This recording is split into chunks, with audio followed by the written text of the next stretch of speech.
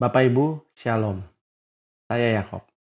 Sebelum kita mulai merenungkan firman Tuhan hari ini, mari kita berdoa terlebih dahulu. Bapak, terima kasih Tuhan karena kami boleh hidup sampai hari ini Tuhan. Sekarang Bapak beritahu kami apa yang harus kami siapkan menjelang kedatangan-Mu Bapak. Sehingga hidup kami ini tidak sia-sia tapi kami boleh terus bersiap-siap menyambut kedatangan-Mu. Terima kasih Bapak, berfirmanlah. Berikan pada hamba Roh Kudus Tuhan sehingga hamba menyampaikan hanya pesan dari Roh Kudus saja. Dan berikan pada semuanya juga Roh Kudus Tuhan. Sehingga semuanya mendapatkan pesan ini murni tidak bercacat. Terima kasih Bapak karena doa ini didengar dan dikabulkan. Dalam nama Tuhan Yesus, amin. Bapak Ibu, kita hidup di akhir zaman. Dan Tuhan Yesus menjelaskan secara sangat jelas di Markus 13 tentang apa yang harus kita lakukan menjelang akhir zaman ini. Mari kita mulai pelajari Markus 13, perkataan Tuhan Yesus. Saya akan bacakan Markus 13 ini secara parafras, maksudnya dengan bahasa sehari-hari agar lebih mudah dimengerti. Markus 13. Setelah Yesus keluar dari bait suci, salah seorang dari para muridnya berkata kepadanya, "Guru, lihatlah betapa kokoh batu-batu ini dan betapa megah bangunan ini." Lalu Yesus berkata kepadanya, "Kau lihat gedung-gedung yang hebat ini? Tidak satu pun akan dibiarkan terletak di atas batu yang lain. Semuanya akan diruntuhkan." Jadi Bapak Ibu, Tuhan Yesus bilang bait Allah ini tidak akan lagi berdiri.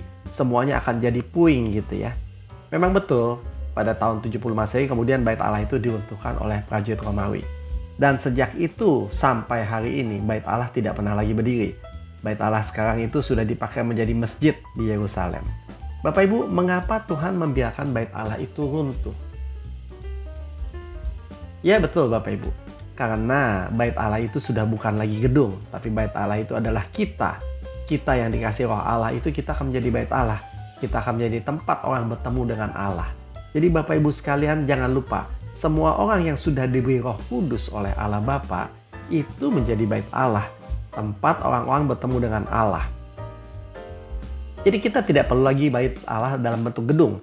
Yang kita perlukan adalah setiap teman-teman kita yang mengikuti Kristus semuanya dikasih Roh Kudus. Sehingga semuanya bisa jadi bait Allah. Nah Bapak Ibu, setelah pertanyaan dan jawaban Yesus itu, maka kemudian Markus 13 melanjutkan. Dan ketika dia duduk di Bukit Zaitun di seberang bait suci, Petrus dan Yakobus dan Yohanes dan Andreas, 4 orang ini ya Bapak Ibu ya, Petrus, Yakobus, Yohanes dan Andreas menanyai dia secara tersendiri. Beritahu kami, kapankah hal itu akan terjadi? Dan apakah tanda-tandanya bila semua itu segera terlaksana? Bapak Ibu, ini menarik ya. Sebenarnya mereka tuh nanyain tentang kapan bait Allah akan diruntuhkan atau mereka bertanya tentang akhir zaman sih? Yang lucu, Tuhan Yesus tidak menjawab pertanyaan itu.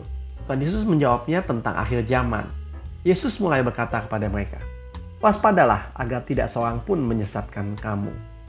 Jadi yang pertama kali yang Yesus katakan adalah, inilah dia rule number 1, peraturan nomor 1. Waspadalah, jangan sampai kamu disesatkan. Jadi Bapak Ibu, menghadapi akhir zaman, peraturan pertama kita adalah jaga agar kita tidak disesatkan. Lalu Tuhan Yesus melanjutkan, sebab banyak orang akan datang atas namaku dengan mengatakan, "Akulah dia, akulah Mesias." Dan mereka akan menyesatkan banyak orang. Jadi Bapak Ibu, yang harus kita ingat adalah di akhir zaman itu akan banyak sekali penyesatan dan kita harus waspada agar kita tidak tersesat. Itu rule number 1, peraturan nomor 1. Lalu Tuhan Yesus melanjutkan dengan peraturan nomor 2-nya. Dan bila mana kamu mendengar tentang peperangan, kabar-kabar tentang perang, jangan takut. Karena memang seharusnya itu terjadi. Tapi itu belum akhirnya. Bangsa akan bangkit melawan bangsa dan kerajaan akan melawan kerajaan. Jadi Bapak Ibu kita tahu rule yang kedua, peraturan yang kedua menghadapi akhir zaman adalah jangan takut, dilarang takut. Jadi Bapak Ibu kita sudah belajar 2 peraturan menghadapi akhir zaman. Yang pertama adalah waspada agar kita tidak disesatkan. Dan yang kedua adalah kita tidak boleh takut. Nah Bapak Ibu, setelah itu saya mencoba lihat Google, perang-perang apa sih yang sedang terjadi di dunia ini. Nah Bapak Ibu, begitu saya lihat peta Google, sebagian wilayah dunia ini memang sedang dilanda perang ya Bapak Ibu. Hampir 50% wilayah dunia ini dilanda perang. Nah, Bapak Ibu, waktu saya lihat peta ini, Tuhan bilang bahwa peta ini salah. Tuhan bilang sebenarnya perang itu sudah terjadi di mana-mana. Betul loh Bapak Ibu, perang itu sudah terjadi dalam tiap rumah tangga, bukan? Bukankah tiap rumah tangga dalamnya ada perang? Perang antara ayah dengan anak dengan anak. Sebenarnya tiap rumah tangga tuh ada konflik ya Bapak Ibu ya. Cuman bukan konflik bersenjata sih. Tapi perang itu sudah berlangsung di mana-mana. Di setiap rumah tangga. Jadi Bapak Ibu, akhir zaman memang sudah dekat. Perang sudah terjadi di mana-mana. Lalu Tuhan Yesus melanjutkan, dan akan terjadi gempa bumi di berbagai tempat dan akan terjadi kelaparan dan kekacauan. Inilah awal penderitaan. Bapak Ibu, beberapa Alkitab lain menulisnya begini. Inilah awal penderitaan sebelum melahirkan. Jadi inilah awal penderitaan sebelum zaman baru. Bapak Ibu, ini menarik ya. Ternyata Tuhan mengawali zaman baru itu dengan kondisi no shalom. Tidak ada shalom. Di mana-mana terjadi peperangan, terjadi kekacauan, alam kacau, di mana-mana terjadi peperangan. Jadi Bapak Ibu, tidak ada shalom di alam, tidak ada shalom di manusia juga. Tetapi pertanyaannya, mengapa Tuhan mengawali kedatangannya nanti itu dengan kondisi yang tidak ada shalom? Itu pertanyaan kita. Mari kita lanjutkan sebentar. Namun kamu, jagalah dirimu. Nah Bapak Ibu, kata jaga di sini tuh pakai kata blepo bahasa Yunaninya. Jadi sebenarnya blepo itu artinya melihat sih. Jadi sebenarnya Tuhan Yesus mau bilangnya gini, namun kamu akan lihat. Mereka akan menyerahkan kamu ke Sanhedrin dan ke sinagoga-sinagoga. Dan kamu akan dipukuli.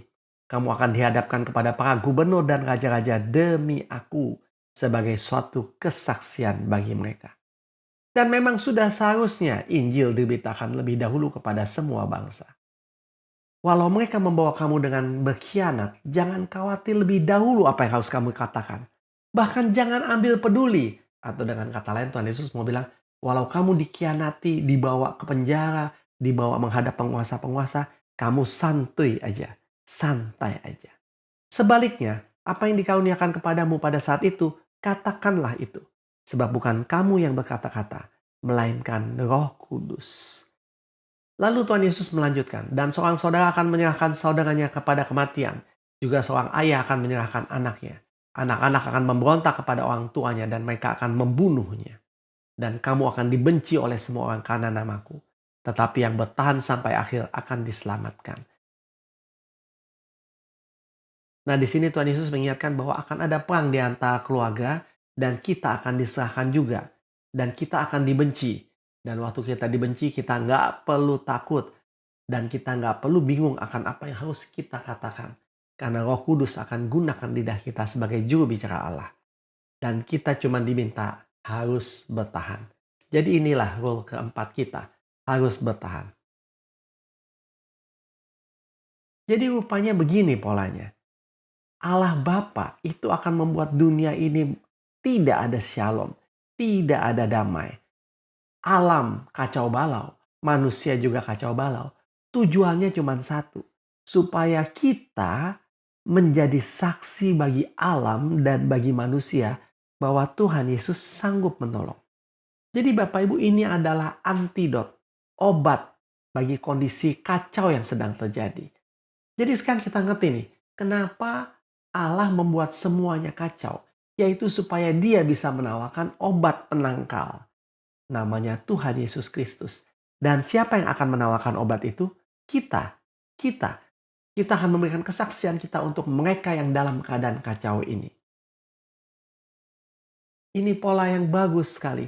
Tuhan membuat segala sesuatunya kacau supaya Dia bisa menawarkan obat itu. Obat itu namanya Tuhan Yesus Kristus.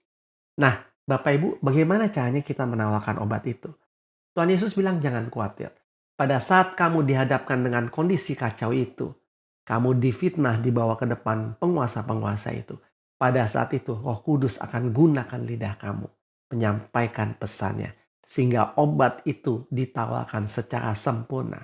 Jadi Bapak Ibu, kita harus bersiap-siap. Kita akan difitnah, kita akan dikhianati, kita akan dibawa menghadap penguasa-penguasa dan pemuka-pemuka agama. Dan di situ Allah Bapa akan gunakan lidah kita untuk membawakan obat itu. Bapak Ibu, ini persis sekali seperti yang dibilang oleh Yesaya 50 ya.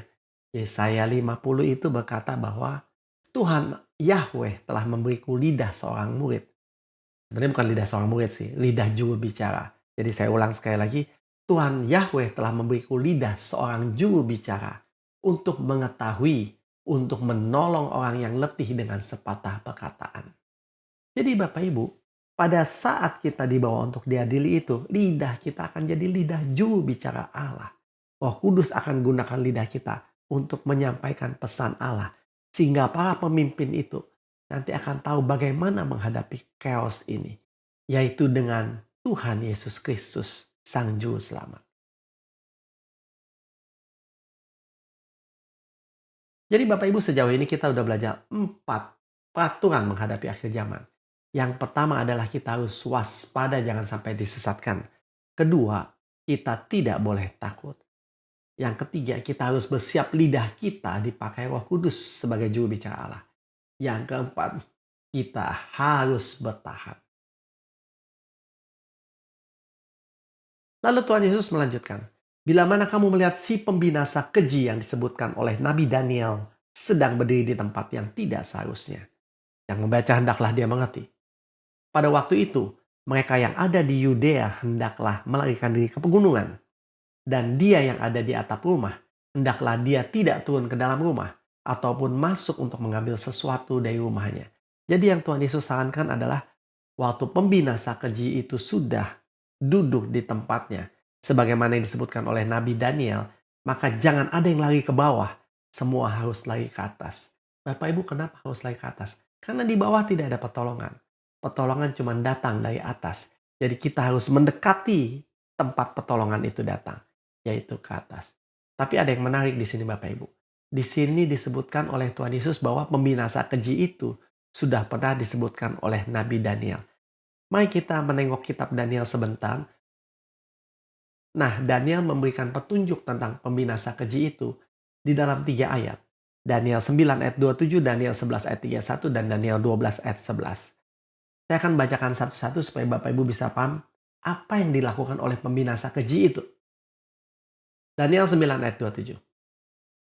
Raja itu akan membuat perjanjian dengan banyak orang selama 7 masa. Dan di pertengahan masa itu ia akan menghapuskan korban dan persembahan sajian. Dan di atas sayapnya mezbah akan ada kekejian yang membinasakan. Jadi Bapak Ibu, tindakan yang dilakukan pembinasa keji itu adalah menghentikan ibadah. Dia menghapus korban dan persembahan sajian. Jadi orang tidak diperbolehkan lagi beribadah. Kemudian di atas mezbah itu dia akan meletakkan kekejian yang membinasakan. Itu Daniel 9 ayat 27. Daniel 11 ayat 31 berkata begini. Tentaranya akan muncul. Mereka akan menajiskan tempat kudus benteng itu. Menghapuskan korban sehari-hari dan menegakkan kekejian yang membinasakan. Sama Bapak Ibu. Pembinasa keji itu akan menajiskan tempat kudus itu, menghapuskan ibadah, dan menaruh kekejian di mezbah. Daniel 12 ayat 11 berkata begini. Sejak dihentikan korban sehari-hari dan ditegakkan dewa-dewa kekejian yang membinasakan itu, ada 1290 hari. Jadi Bapak Ibu, Daniel 12 ayat 11 juga berkata hal yang sama. Bahwa ibadah akan dihentikan. Dan akan ditempatkan kekejian. Dan akan ada dewa-dewa kekejian di dalam tempat ibadah. Nah, Bapak Ibu, sampai di sini saya stop dan saya coba lihat Google. Apa yang terjadi dengan gereja-gereja sekarang? Bapak Ibu, Google menyatakan bahwa banyak gereja sudah tidak lagi mengadakan ibadah. Terutama di Eropa. Mereka sudah berubah fungsi. Ada yang jadi kafe, ada yang jadi diskotik, ada yang jadi perpustakaan, ada yang jadi apartemen, ada yang jadi hotel, ada yang jadi tempat main anak. Di Belanda saja ada 1.500 gereja sudah berubah fungsi. Artinya mereka tidak lagi mengadakan ibadah, tetapi mereka sudah menempatkan kekejian di dalam rumah ibadah. Jadi Bapak Ibu, betul sekali. Jadi Bapak Ibu, kita tahu bahwa pembinasa keji itu sudah duduk di tahtanya sekarang. Kita sudah di akhir zaman. Lalu Tuhan Yesus melanjutkan di Markus 13 ini. Dan dia yang sedang berada di ladang, hendaklah dia tidak berbalik ke belakang untuk mengambil jubahnya. Dan celakalah mereka yang sedang mengandung, juga mereka yang sedang menyusui pada hari-hari itu. Berdoalah supaya pelarianmu tidak terjadi pada musim dingin. Jadi Bapak Ibu, Tuhan bilang keadaan akan sangat sulit. Sehingga orang tidak lagi sempat mengambil jubahnya. Yang mengandung itu akan mengalami situasi yang sangat berat. Yang sedang menyusui bahwa anak juga akan mengalami situasi yang sangat sulit. Dan Tuhan bilang semoga itu tidak terjadi pada musim dingin. Karena kalau terjadi pada musim dingin maka itu akan jadi berat sekali buat kamu. Tuhan Yesus melanjutkan, sebab hari-hari itu akan menjadi kesukaran hebat. Yang seperti itu belum pernah terjadi sejak awal penciptaan yang telah Allah lakukan sampai sekarang. Bahkan sama sekali tidak akan pernah terjadi lagi. Dan jika Tuhan tidak mempersingkat hari-hari itu, tidak ada satupun makhluk akan diselamatkan. Tapi demi mereka yang terpilih, yaitu yang telah dipilih Allah Bapa, Dia akan mempersingkat hari-hari itu. Jadi Bapak Ibu, kita harus ingat bahwa kita pasti diselamatkan kalau kita bertahan. Kita sudah dipilih dan kita akan ditolong Allah Bapa untuk menghadapi situasi sulit itu. Allah akan mempersingkat waktunya buat kita. Jadi misalnya Bapak Ibu, situasi sulit itu berlangsung 50 tahun. Mungkin kita nggak akan mengalami 50 tahun. Mungkin setelah 5 tahun kita akan dipanggil Tuhan. Jadi kita cuma ngalaminnya 5 tahun gitu ya. Kita nggak perlu takut sama sekali. Karena waktu itu akan dipersingkat untuk kita yang Dia pilih. Untuk kita yang bertahan. Lalu Tuhan Yesus melanjutkan seperti ini.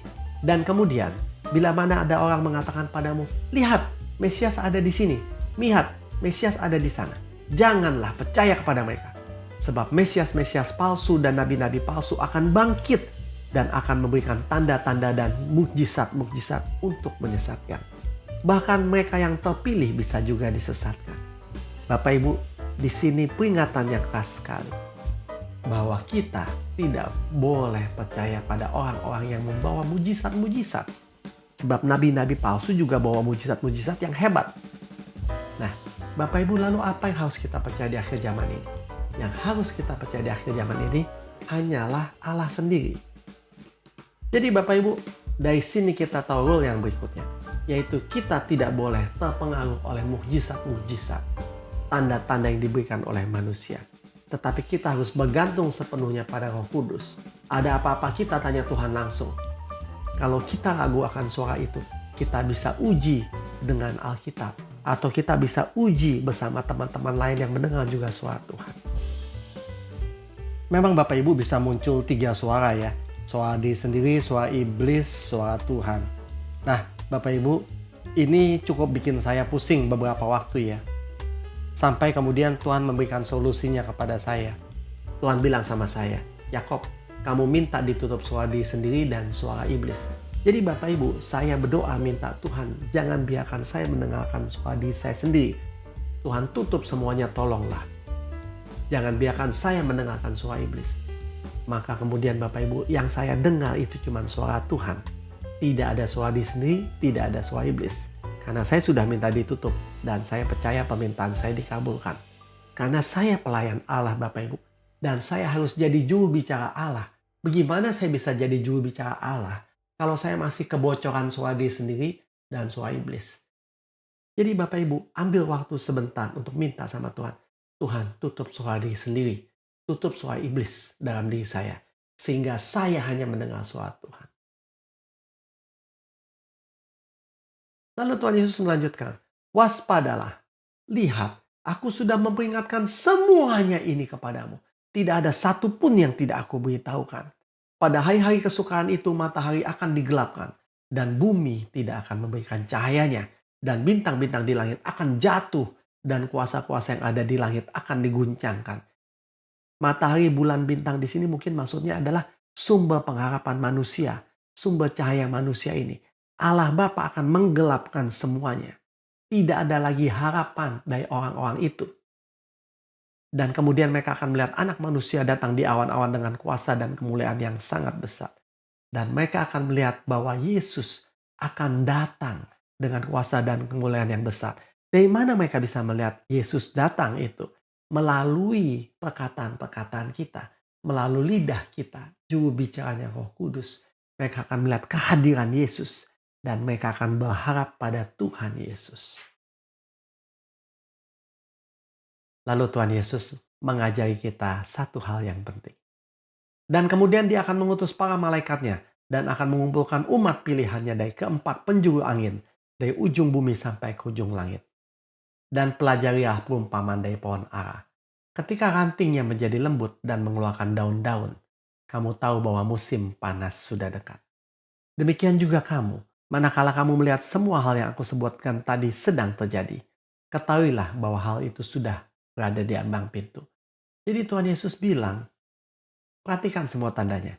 Kalau kamu lihat tanda-tanda perang sudah muncul, gempa bumi, kelaparan, ayah bertengkar dengan anak, saling menyerahkan, saling mengkhianati, lalu sumber-sumber pengharapan manusia mulai digelapkan, kamu tahu bahwa kedatangan Tuhan sudah di ambang pintu.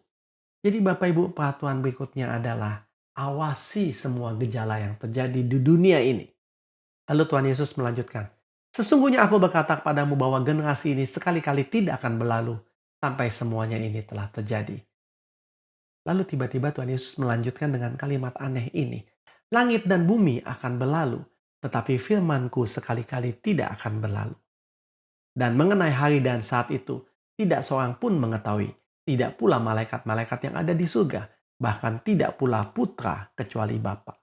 Jadi Bapak Ibu, rule berikutnya adalah, jangan percaya siapapun tentang kedatangan Tuhan yang kedua. Tuhan Yesus sendiri tidak tahu, yang tahu itu cuma Allah Bapa. Jadi kalau ada manusia yang bilang, akhir zaman akan datang 24 November 2027. Wah, itu jelas penyesatan Bapak Ibu. Karena tidak ada satu manusia pun tahu. Tuhan Yesus saja tidak tahu. Jadi Bapak Ibu jangan percaya begitu-begitulah. Kita perhatikan gejalanya dan ingat, kita terus jadi juru bicara Roh Kudus selama akhir zaman. Lalu Tuhan Yesus menutup dengan kalimat panjang ini. Waspadalah, berjaga-jaga dan berdoalah, sebab kamu tidak mengetahui kapan saatnya terjadi. Seperti satu orang yang hendak pergi jauh, ketika meninggalkan rumahnya, ketika memberikan wewenang dan pekerjaan kepada tiap hambanya, dia memerintahkan juga kepada penjaga pintu supaya berjaga-jaga. Bapak Ibu sudah 2 kali kalimat berjaga-jaga diulang. Sebab itu berjaga-jagalah, karena kamu tidak tahu kapan tuan rumah itu datang. Jadi Bapak Ibu sudah 3 kali kalimat berjaga-jaga itu disebut Tuhan Yesus. Sore hari atau tengah malam, atau saat ayam jantan berkokok, atau pagi hari, supaya kalau Tuhan itu tiba-tiba datang, jangan kamu didapatinya sedang tidur. Lalu Tuhan Yesus menutup dengan kalimat ini. Dan apa yang aku katakan padamu, aku katakan juga kepada semua orang. Berjaga-jagalah. Jadi Bapak Ibu, rule yang berikutnya adalah berjaga-jaga. Jangan tidur. Nah, Bapak Ibu, kita harus berjaga-jaga dan berdoa. Tapi bagaimana caranya kita berjaga-jaga? Nah, Bapak Ibu kita harus ingat bahwa konteks Mazmur 13 ini adalah tentang bait Allah yang dirubuhkan. Gedungnya sudah tidak ada lagi. Lalu siapa yang akan jadi bait Allah? Kita yang akan jadi bait Allah. Orang-orang akan bertemu dengan Allah melalui kita. Dan bagaimana kita menjadi sarana mereka bertemu dengan Allah? Melalui lidah kita. Karena lidah kita akan dipakai Roh Kudus sebagai juru bicaranya. Berbahaya sekali bagi kita kalau kita disesatkan oleh nabi-nabi palsu. Berbahaya sekali kalau kita disesatkan oleh orang yang mengaku Mesias. Kita bisa terpengaruh dan kemudian lidah kita akan salah bicara. Nggak bisa Bapak Ibu. Makanya Yesus mengingatkan dengan sungguh-sungguh berkali-kali bahwa kita harus waspada. Waspada jangan sampai disesatkan dan harus waspada. Berjaga-jaga terus terhadap suara Roh Kudus dan berdoa terus minta Roh Kudus yang menolong lidah kita. Kita harus berjaga-jaga dan berdoa. Kalau tidak nanti kita bisa jadi penyesat juga di dunia yang sedang kacau, chaos ini. Kalau kita lihat Markus 13 ini, kita bisa lihat bahwa struktur Markus 13 ini adalah kiastik Bapak Ibu. Kiastik itu gaya penulisan Yahudi ya Bapak Ibu ya. Yang di awalnya sama akhirnya sama. Lalu tengahnya itu ada dagingnya. Ini persis seperti strukturnya hamburger ya Bapak Ibu ya. Kan kalau beli burger tuh atasnya roti, bawahnya roti, lalu ada sayur, tengah-tengahnya daging. Jadi Bapak Ibu kalau kita lihat strukturnya Markus 13, ini sebenarnya kiastik. Ceritanya itu diawali dengan bait Allah akan dihancurkan. Lalu diakhiri dengan kata-kata Tuhan Yesus, waspadalah dan jangan tidur, berjagalah dan berdoalah. Artinya, bait Allah itu akan dihancurkan, lalu kita sebagai bait Allah itu harus berjaga dan berdoa. Jangan tidur. Kita harus terus waspada terhadap pesan-pesan Roh Kudus. Kita harus berjaga-jaga terus. Jadi kalau ada orang datang ketemu saya, lalu saya harus tanya, Roh Kudus, pesan buat dia apa ya? Lalu Roh Kudus akan kasih tahu saya. Sepanjang orang itu mengkonsultasikan masalahnya dengan saya harus terus berdoa, Tuhan tolong dia dong, kasih tahu saya pesannya apa nih, saya harus sampaikan pada dia. Jadi kita harus berjaga terhadap suara Roh Kudus dan kita mendoakan orang itu minta solusi dari Allah Bapa. Dengan cara itu kita bisa jadi bait Allah yang sempurna.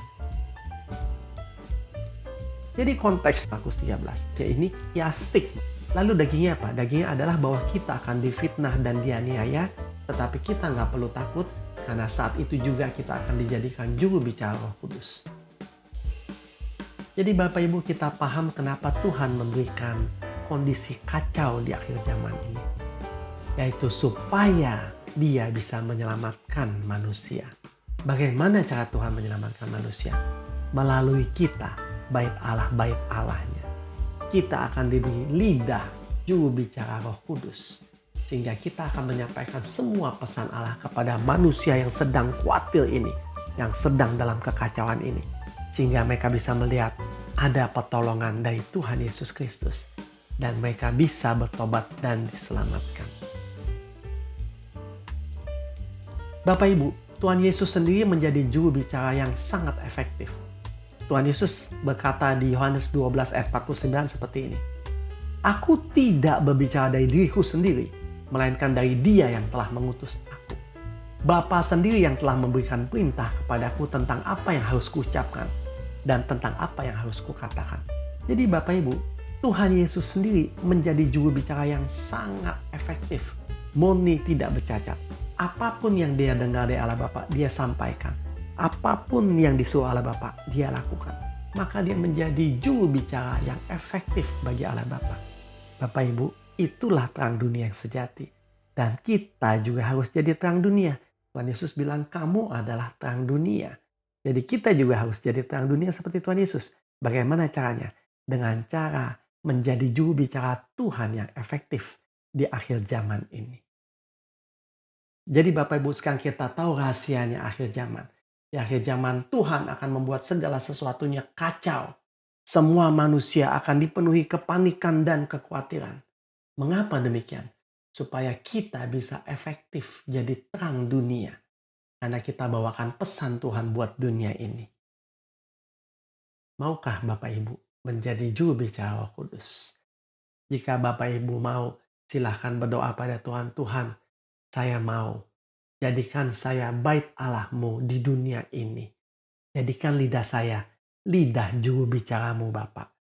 Sampaikan pesan-Mu kepada dunia yang kacau ini melalui saya. Buang semua kalimat yang tidak perlu dari lidah saya. Sehingga lidah saya hanya mengucapkan perkataan-perkataan yang dari Roh Kudus. Mari kita jadi terang dunia. Mari kita minta Tuhan ubah lidah kita jadi lidah juru bicaranya. Minta Tuhan buang semua kalimat yang tidak ada guna dari lidah kita. Sehingga kita hanya menyampaikan pesan Tuhan, bukan pesan manusia. Sehingga banyak orang bisa bertobat dan diselamatkan. Amin. Mari kita berdoa. Allah Bapa, terima kasih Tuhan. Karena kami tahu Tuhan, di masa akhir zaman ini, hidup kami akan sangat berguna Tuhan. Karena kami akan jadi terang dunia. Lidah kami akan menjadikan penyampai pesan Tuhan. Sehingga banyak orang di dunia ini bisa melihat terang Tuhan dan diselamatkan.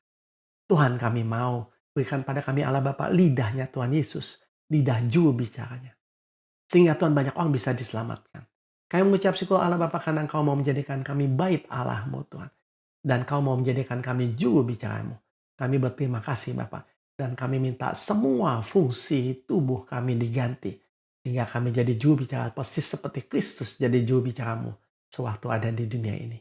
Terima kasih Allah Bapa untuk firman yang indah ini. Di dalam nama Tuhan Yesus kami mengucap syukur dan berterima kasih. Amin. Bapak Ibu, selamat menjadi juru bicara Tuhan. Pasti kita menang seperti Kristus menang. Amin.